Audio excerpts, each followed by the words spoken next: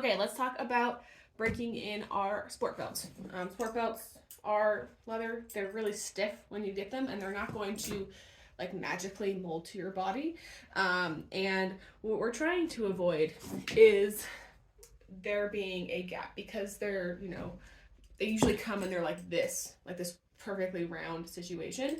And that is not generally what a body looks like. And it will create little gaps here, and then when you do cleans or your rack position, there'll be more of a pinch, and that sucks. So, how do we break our belt in? We're just really just gonna bend the shit out of it. This is the magic science to breaking in a belt. We're going to roll and put pressure on it, so it is more flexible, so it fits your body better. And this is your belt, so make it work for you.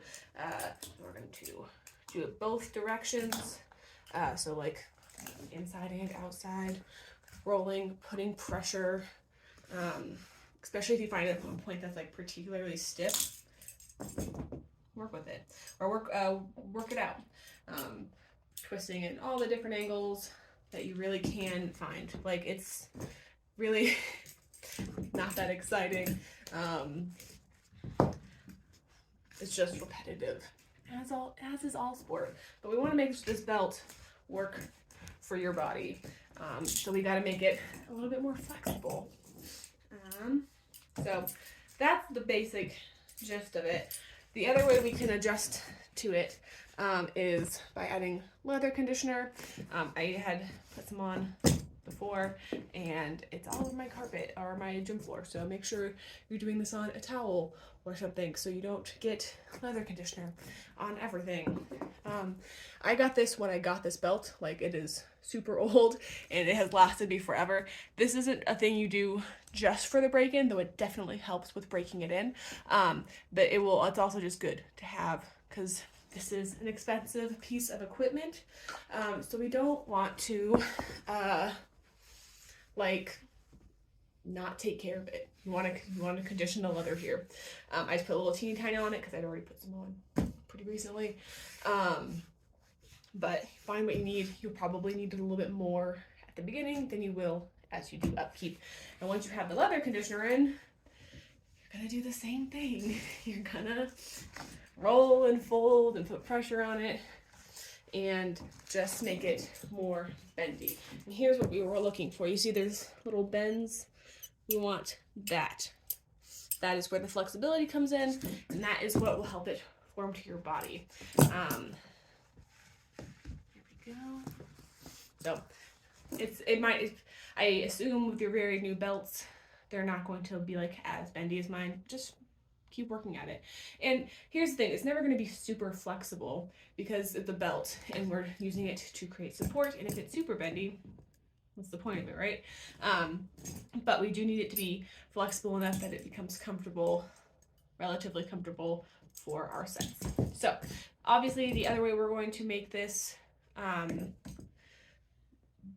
we're going to break this in is by wearing it.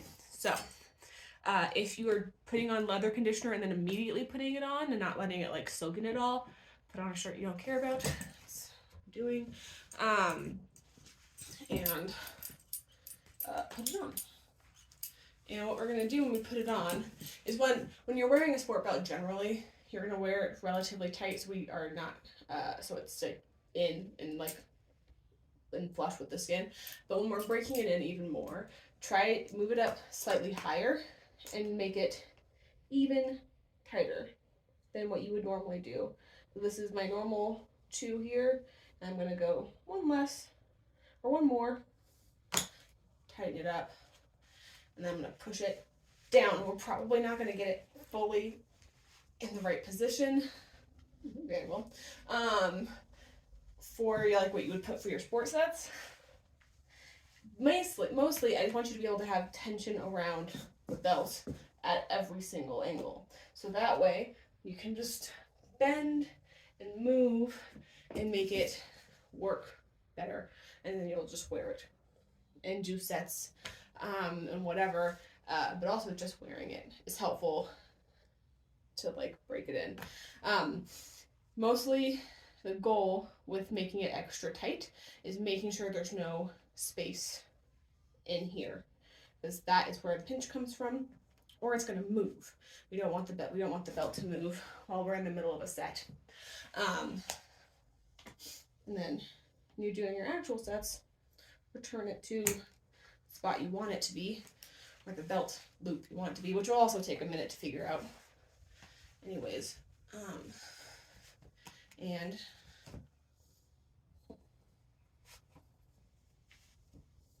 there we go. Get in that position, and so you can see I can put my finger in there, but there's like a gap. And when you first get your belt, there might be a gap because the belt's not morphed to your form for your body yet. But these are some of the things I do, just sort of moving it, obviously doing your sets in it. Know that you're going to get these little pinches, and that's from the belt and also just from like having to adjust your technique to using a belt. And yeah, that is our belt. Take care of it. It's a great tool for our sport, and I think that's all I've got for you. If you've got questions, let me know.